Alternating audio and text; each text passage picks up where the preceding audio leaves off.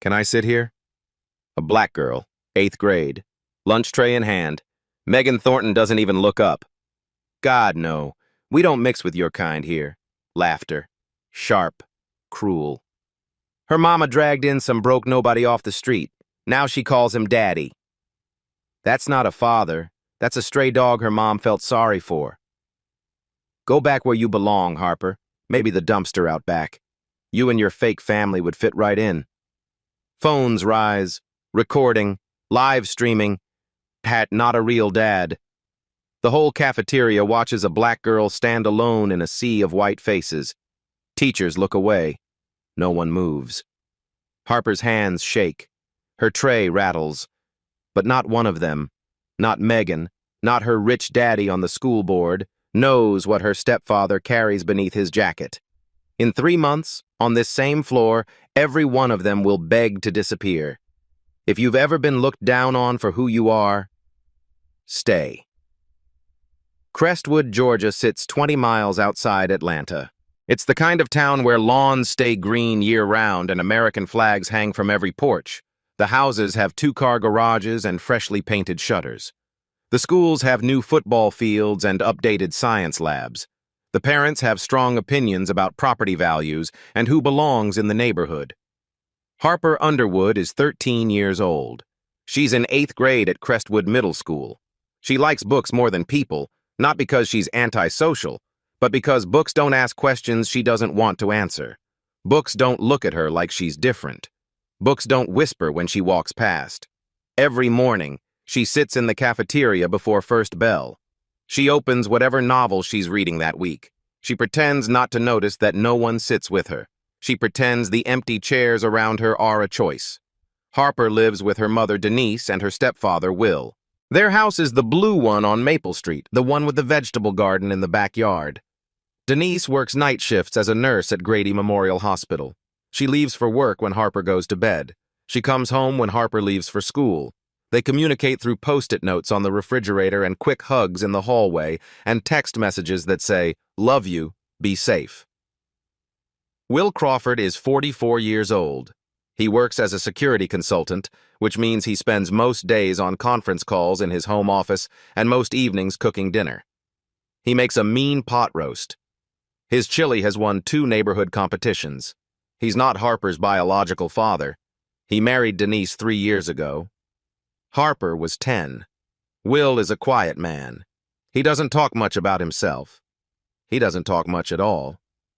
But every morning, without fail, he wakes up before dawn to make Harper breakfast before she catches the bus. Bacon and eggs on weekdays, pancakes on Saturdays, French toast on Sundays when he's feeling fancy. There's something else about Will. He always wears a jacket, even in Georgia heat. Even when the temperature hits 95 and everyone else is in short sleeves and complaining about the humidity. Harper noticed this years ago. She asked once, in that direct way children ask things. Will just shrugged and said he runs cold. Late at night, when Harper can't sleep, she sometimes walks to the kitchen for water. The floorboards creak in the hallway. The refrigerator hums in the darkness. Once, she saw Will sitting at his desk in the living room, the lamp casting yellow light across his face. He was holding a small wooden box, just holding it, not opening it, just looking at it like it weighed more than it should. Harper never asked about the box. Some questions feel too heavy. At Crestwood Middle School, everyone knows Gerald Thornton. He's on the school board. He's the chairman of the Thornton Family Foundation. He's the man who funded the new science wing and the renovated gymnasium. When Gerald Thornton speaks at PTA meetings, the principal nods along like a student taking notes. When Gerald Thornton makes a suggestion, it becomes policy within a week. Gerald has a daughter named Megan. Megan is also 13. She sits at the center table in the cafeteria, the one near the windows where the light is best for selfies. She has blonde hair, a loud laugh, and a circle of friends who agree with everything she says. She's never received a grade lower than an A-. She's never been told no. Harper has never spoken to Megan Thornton. She has no reason to. They exist in different orbits, different worlds, really, that happen to share the same hallways. But in a town like Crestwood, orbits can collide. Worlds can crash into each other without warning. Harper doesn't tell anyone at school that Will isn't her biological father. It's not a secret. It's just not relevant. Family, to Harper, isn't about blood or DNA or whose name is on a birth certificate. It's about who shows up. And Will shows up every single day. She doesn't know yet that some people in Crestwood have a different definition of family. She doesn't know that definition will be used against her like a weapon. She doesn't know that in 2 weeks, she'll wish she had never mentioned Will Crawford at all. But that's the thing about ordinary mornings. They don't warn you when they're about to end. It starts on a Tuesday. Cafeteria, lunch period. The smell of reheated pizza and chocolate milk hangs in the air. Harper sits alone at her usual table by the far wall. A paperback is open in front of her. Some fantasy novel about a girl who discovers she has magic powers. The noise of the room hums around her like static. Trays clattering, voices overlapping. Someone's phone playing music too loud until a teacher tells them to turn it off. Megan Thornton walks past. She's carrying a salad and a bottle of sparkling water. Her friends trail behind her like ducklings following their mother. She stops at Harper's table. Her shadow falls across the book. "Hey," Megan says. Her voice is friendly. Too friendly. The kind of friendly that makes Harper's shoulders tense. "I've been meaning to ask you something." Harper looks up. She doesn't close her book. She keeps one finger on the page, holding her place. "What?" "That man who drops you off sometimes. The one with the old truck. The blue one with the dent in the fender." Megan tilts her head, all innocence. "Who is he?" Harper feels her shoulders tighten further. She keeps her voice flat, neutral, giving nothing away. "That's my stepdad." Megan's eyebrows lift. She turns to her friends. A smile spreads across her face, slow and satisfied, like a cat who's found a mouse. "See?" Megan says, loud enough for the nearby tables to hear. "I told you guys, not even a real dad, just someone her mom picked up." Laughter. Sharp and sudden. 5 or 6 voices joining in like a chorus. Harper's face goes hot. She stares at her book. The words blur into meaningless shapes. "My dad says people like them don't really belong in Crestwood anyway," Megan adds. She's still smiling. She's not whispering. She wants people to hear. She wants everyone to hear. More laughter. A boy at the next table snickers into his sandwich. A girl covers her mouth like she's trying to be polite about finding it funny. Harper says nothing. Her jaw is tight.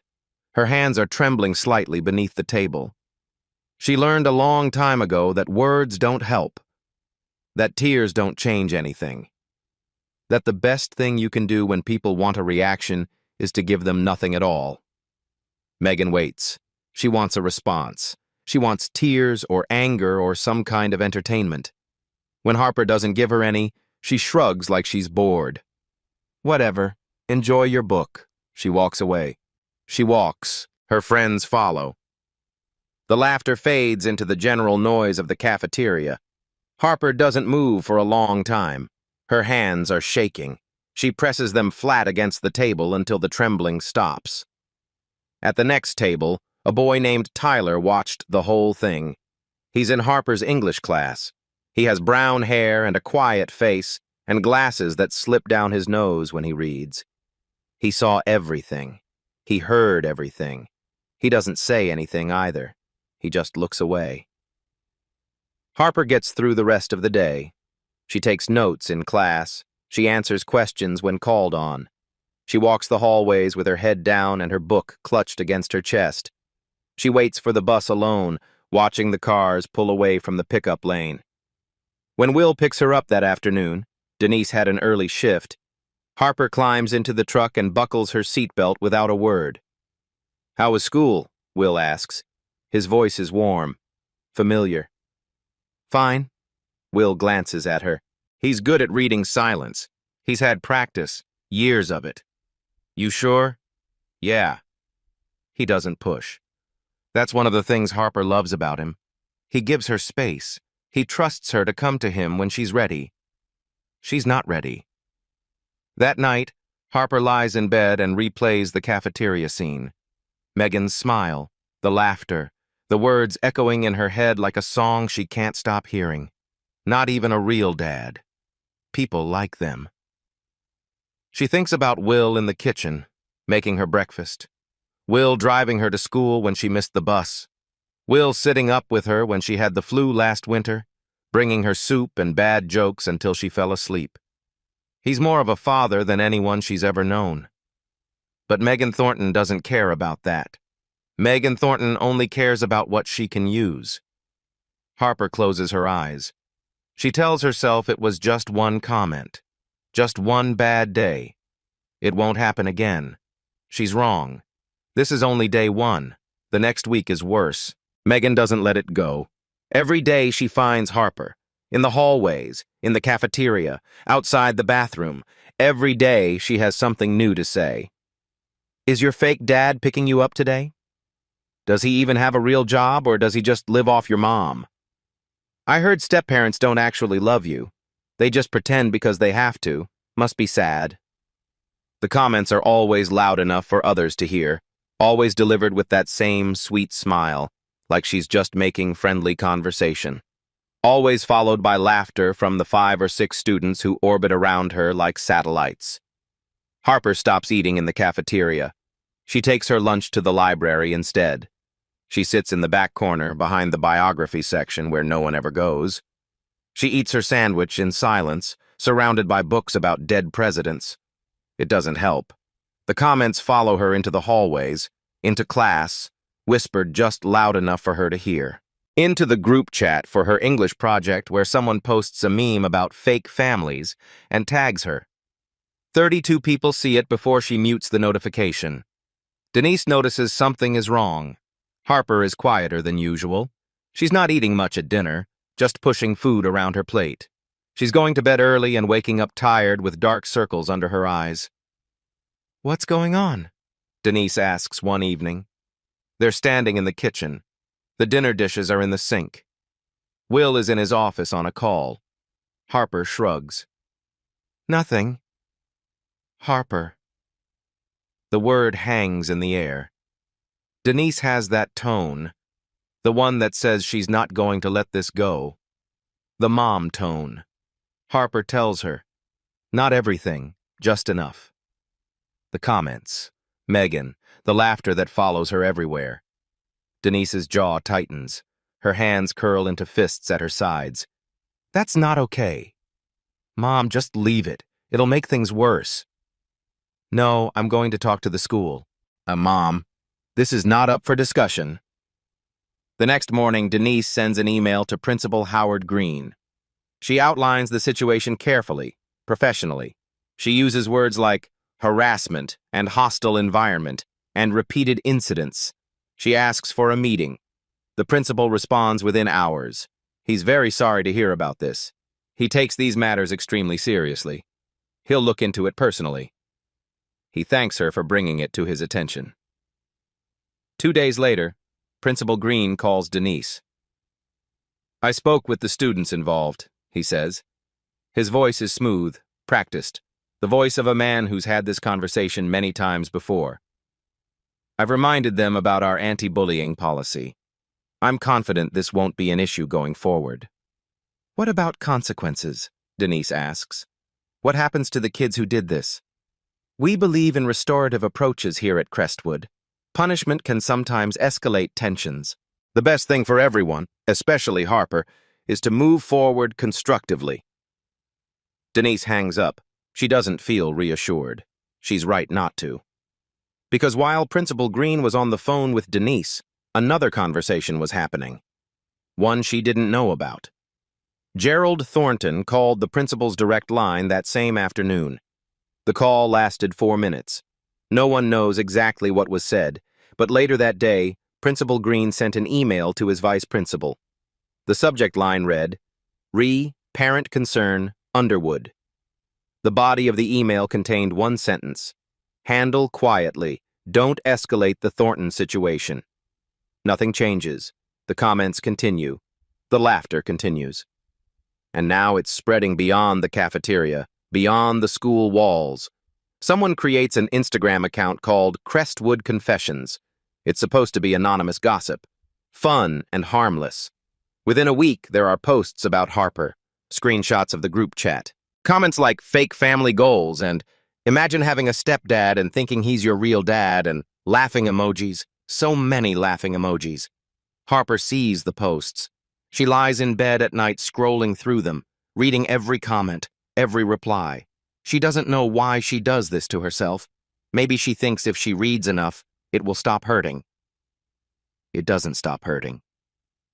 Will notices that Harper is different, quieter, more closed off. She used to talk to him about her books, about her classes, about the weird things her teachers said. Now she barely speaks at dinner. One evening he asks if everything is okay at school. "It's fine," Harper says. She doesn't look up from her plate.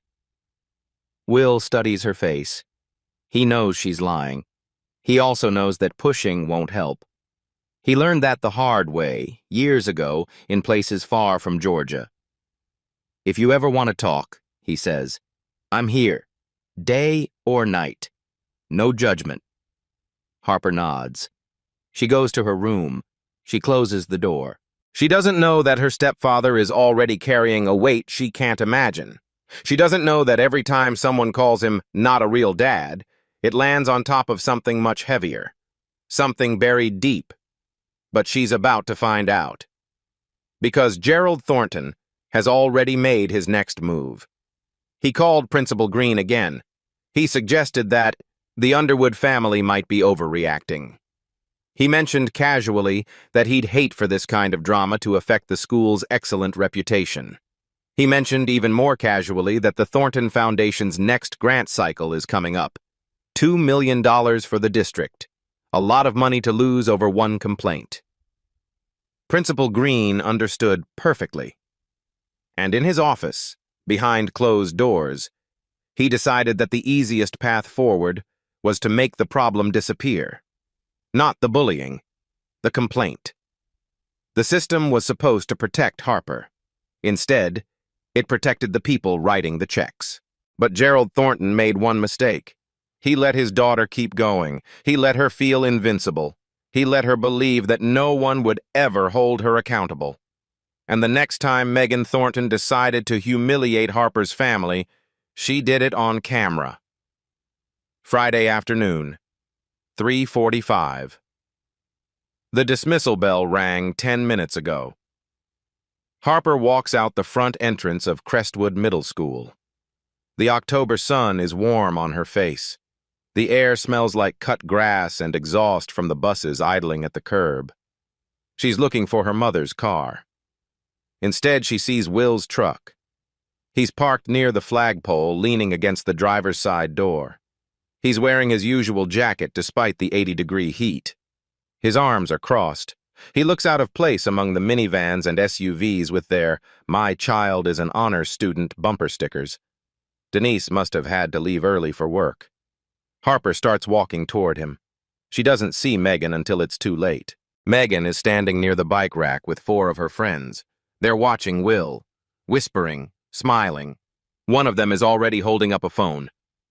"Oh my God," Megan says, loud enough to carry across the pickup lane.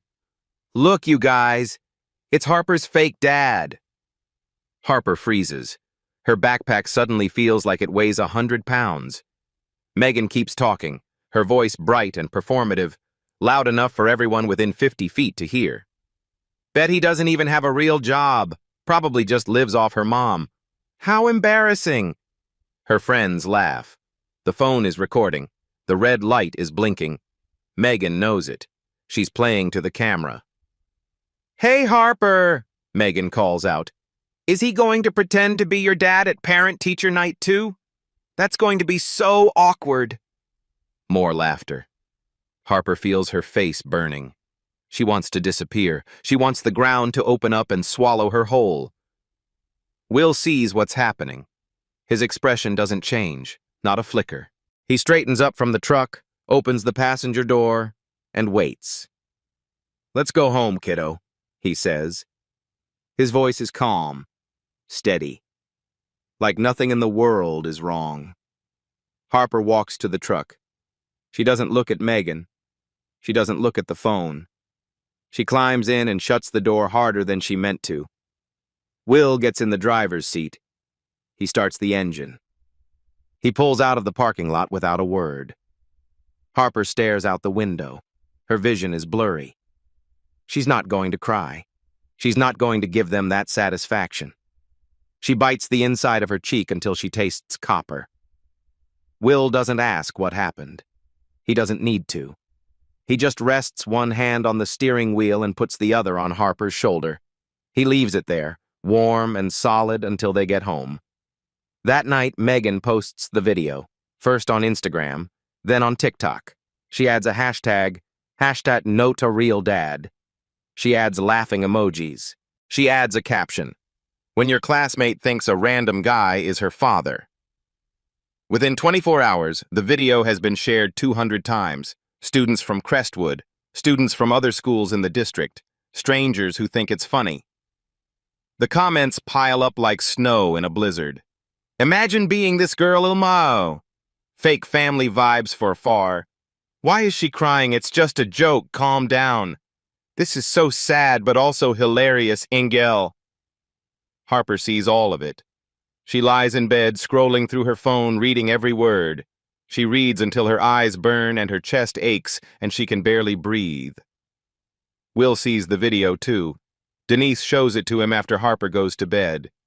His face is unreadable as he watches. Stone. "Those kids," Denise says. Her voice is shaking with anger. "I'm going to—" "Don't," Will says quietly. "It'll make it worse for Harper." "We can't just do nothing." Will is silent for a long moment. When he speaks, his voice is very soft, almost a whisper. "We won't." He doesn't explain what he means. He doesn't know yet himself. But somewhere in Crestwood, someone else is watching that video too. Someone who sees something beyond a cruel joke.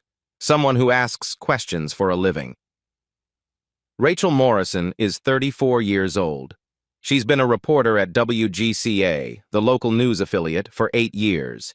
She covers education, local government, occasionally a human interest piece that makes viewers cry. She's won 2 regional awards for investigative journalism. She's good at her job. More importantly, she's good at noticing when something doesn't add up. The video of Will Crawford bothers her. Not just the cruelty of it. She's seen plenty of cruel videos in her years covering schools. What bothers her is the context. The way the girl filming seems so confident, so untouchable. The way the other kids laugh like they've done this before and know nothing will happen. The way the school's name is clearly visible in the background on a banner. Rachel does what she always does when something doesn't sit right. She starts digging. Her first call is to Denise Crawford. She finds the number through public records. Not hard for someone who knows where to look. She leaves a voicemail explaining who she is and what she's looking into. Denise calls back that evening. Her voice is wary, guarded. "I'm not sure talking to the press is a good idea," Denise says. "The last thing Harper needs is more attention." "I understand completely," Rachel says. "But I've seen the video. And I've heard rumors that this isn't the first time something like this has happened at Crestwood. I think there might be a bigger story here." Silence on the line. Rachel can hear Denise breathing. "What kind of rumors?" Denise finally asks. "That's what I'm trying to find out. I think there might be more to this story than just some kids being mean. I think there might be a pattern." 2 days later, Denise agrees to meet. They sit in a coffee shop in a strip mall outside town, away from Crestwood eyes. Denise orders tea. Rachel orders black coffee. The shop is nearly empty at 2 in the afternoon. Denise tells Rachel everything. The cafeteria comments, the emails to the principal, the phone call where he promised to handle it, the weeks of nothing changing while the harassment got worse. "Do you have copies of those emails?" Rachel asks. Denise does. She forwards them that night from her phone. Rachel reads Principal Green's response at her desk, the blue light of the screen reflecting off her glasses. It's boilerplate. Concern and promises and no action. But what interests her is what she doesn't see. Any record of discipline for the students involved, any follow-up, any accountability. She files a public records request with the school district. She's looking for two things: disciplinary actions related to the Underwood complaint and financial records showing donations to Crestwood schools. The disciplinary records come back first. There are none. Officially, no incident was ever reported. No investigation was ever opened. On paper, nothing happened. The financial records take longer. When they arrive 3 days later, Rachel spends an entire evening going through them at her kitchen table, highlighter in hand, coffee going cold beside her. What she finds makes her sit back in her chair. The Thornton Family Foundation has donated $2.1 million to Crestwood Independent School District over the past 5 years. Gerald Thornton is listed as the foundation's chairman. The money has funded new facilities, equipment, programs, teacher bonuses. It's touched every corner of the district. $2.1 million. That's a lot of influence to protect. That's a lot of silence to buy. Rachel keeps digging. She pulls up the school board's meeting minutes from the public website. Most are routine. Budget approvals, policy updates, personnel matters discussed in closed session. But one set of minutes catches her eye. March 14th, 2024. Executive session. Item 7.2, risk mitigation. The description is vague. Discussion on minimizing PR exposure from parent complaint. March 14th. That's 2 weeks after Denise first emailed Principal Green. 2 weeks after she used the word harassment. Rachel doesn't have access to what was said in that closed session. Executive sessions are private by law. But she knows what risk mitigation usually means in bureaucratic language. It means protecting the institution. It means making problems go away quietly. It means choosing the path of least resistance. She needs more sources, more voices. She starts calling current and former teachers at Crestwood. Most won't talk. Some hang up as soon as she says she's a reporter. One agrees to meet off the record, in a park on the other side of the county. Her name is Linda Pearson. She taught English at Crestwood Middle School for 12 years. Her contract wasn't renewed last spring. No explanation. Just a form letter. "Why do you think they let you go?" Rachel asks. They're sitting on a bench near a playground. Kids are shouting in the distance. Linda stirs her iced coffee. She looks tired, the kind of tired that sleep doesn't fix. "I reported a student for bullying," she says. "Multiple times. I documented everything. Dates, witnesses. I followed the procedures exactly like we're supposed to." "What happened?" "Nothing. The reports went to the principal's office and disappeared. When I pushed, I was told to focus on teaching, not discipline. When I pushed harder, I got a warning about maintaining professional boundaries." "Who was the student?" Linda hesitates. She looks at the playground. Then she says the name. "Megan Thornton." Rachel feels the pieces clicking into place, the picture getting clearer. "And your contract?" she asks. "Not renewed, no explanation. Just a form letter thanking me for my service and wishing me well in my future endeavors." Linda leans forward. Her voice drops to barely above a whisper. "I couldn't help that family then. But maybe someone can now. Maybe you can." Rachel spends the next week building her case.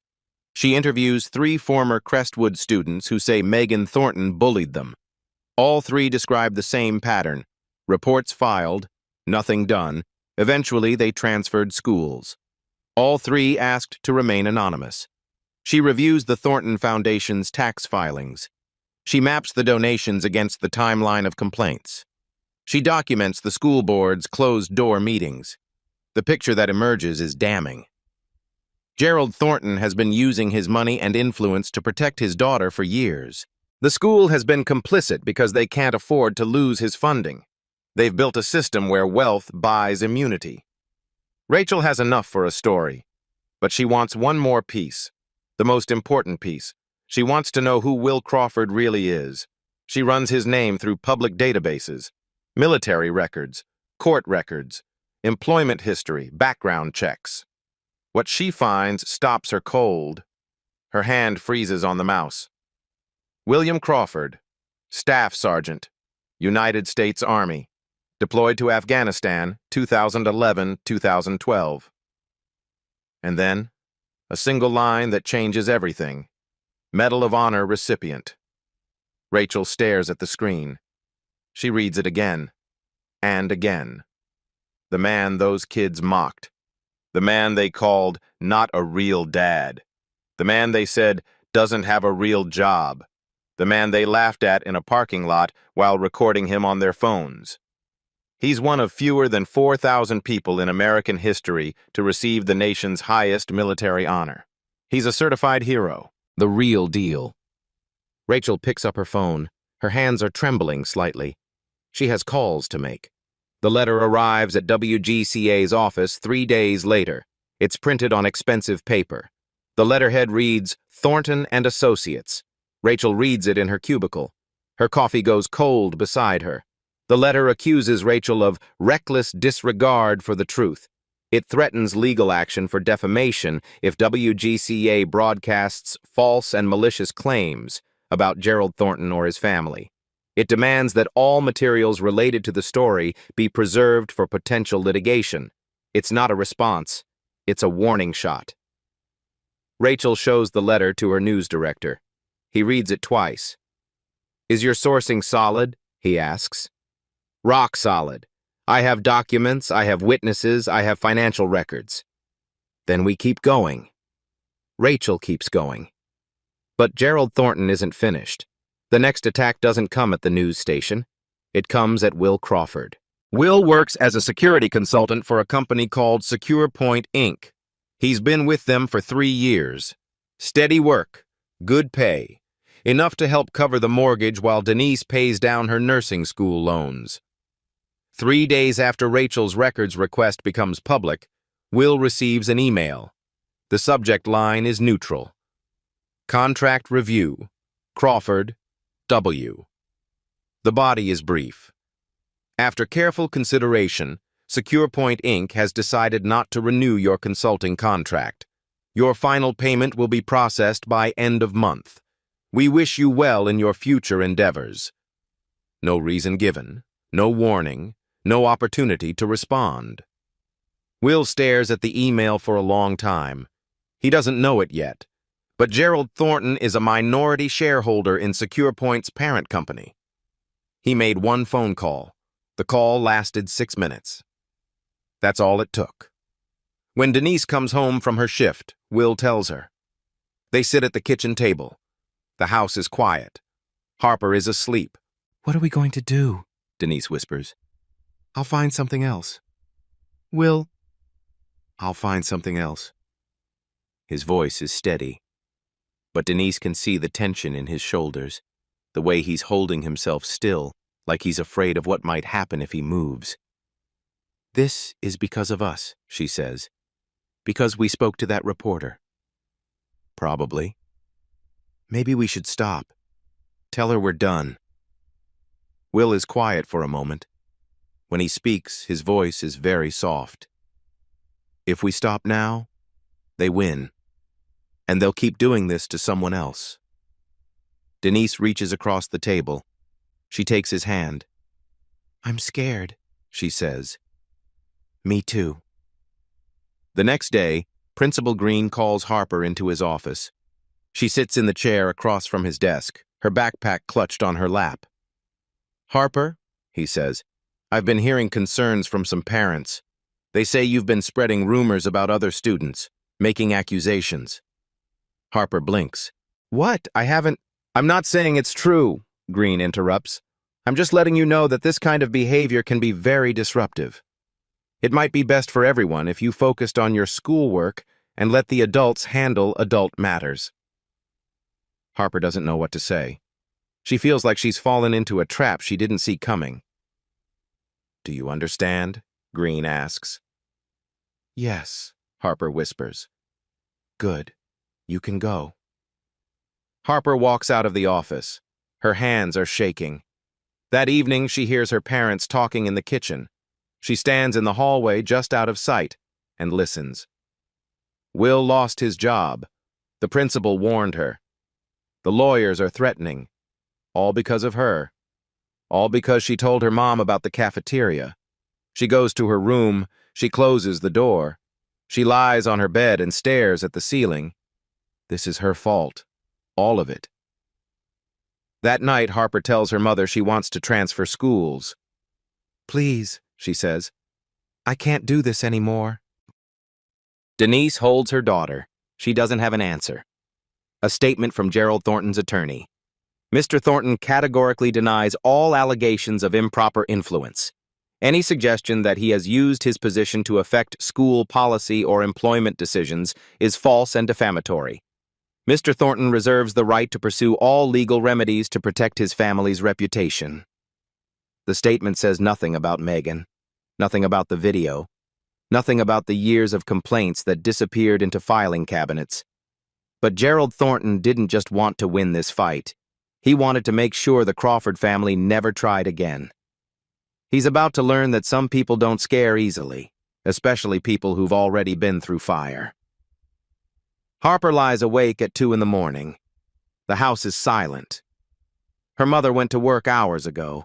The only light comes from the street lamp outside her window, casting pale stripes across the ceiling. She can't stop thinking about the principal's office. The way he looked at her. The way he made her feel like she was the problem. She can't stop thinking about her stepfather losing his job. The tight look on his face when he told them, the way he said, I'll find something else, like he was trying to convince himself. This is all her fault. If she had just kept her mouth shut. If she had just ignored Megan. If she had just been normal, invisible, nobody's target. She gets out of bed. She needs water. She needs to move. The hallway is dark. She walks toward the kitchen, her bare feet silent on the hardwood. She stops. Through the back window, she can see the porch. The light is on, and Will is sitting there. He's in the old wooden chair, the one that creaks when you lean back. He's not moving. He's just sitting, looking at something in his hands. Harper moves closer to the glass. It's the wooden box. The small one from his desk. The one she's seen him hold before but never open. Tonight, it's open.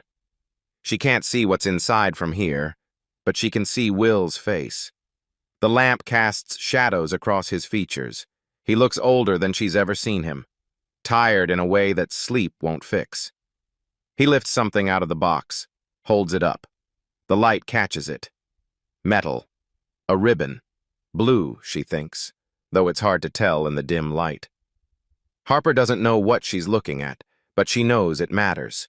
She knows by the way Will holds it, carefully, like it might break, reverently, like it's sacred.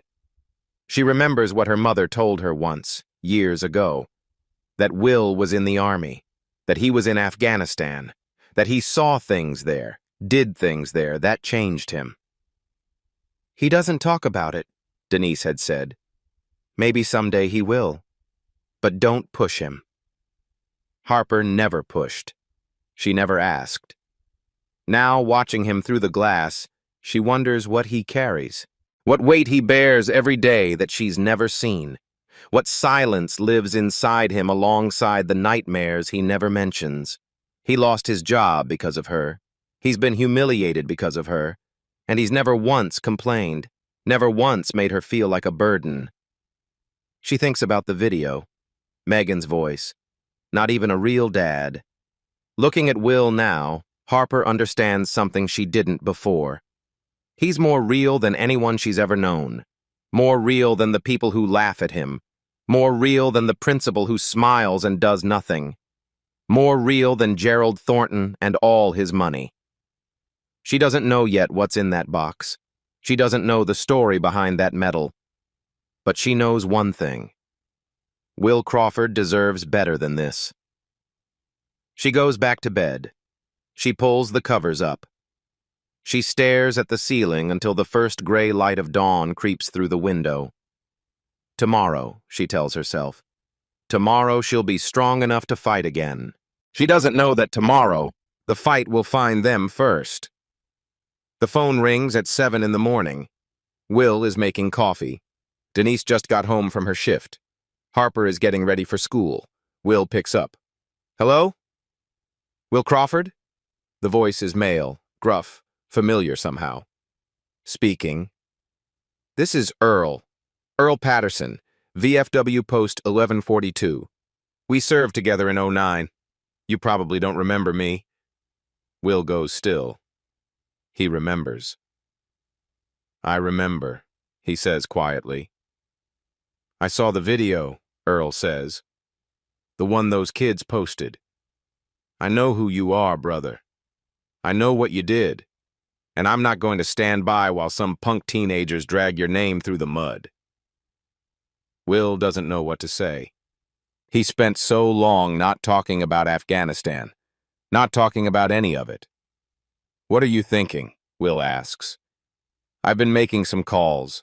There are people who want to help, people who understand what that medal means. Will glances toward the kitchen where Denise is watching him with tired eyes. I don't want to make things worse for my family, Will says. I know, but sometimes the only way out is through. Let me make some introductions. You don't have to do anything you're not comfortable with. Will is silent for a long moment. Then, okay. Earl's first call is to Rachel Morrison.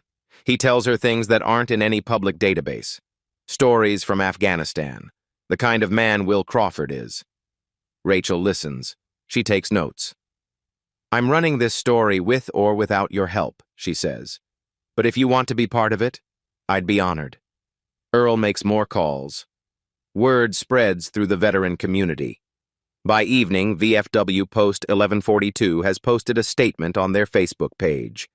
Sergeant William Crawford is a Medal of Honor recipient. He risked his life to save 7 American soldiers in Afghanistan. He is a hero. We stand with him and his family. The post is shared, then shared again. Within 48 hours, it has reached veteran groups across Georgia, then across the South. At the same time, Rachel's inbox fills with new messages. Former Crestwood students, teachers, parents who saw complaints go nowhere. 3 students come forward. They tell Rachel their stories. Megan Thornton bullied them. They reported it. Nothing happened. They transferred to other schools. Pattern of behavior. That's what Rachel calls it in her notes. The tide is turning. Earl calls Will again. The post is picking up attention. Some folks are asking if there's anything more they can do. Will thinks. What did you have in mind? Veterans Day is coming up, November 11th. What if we asked the school to honor you at their assembly? Put you front and center.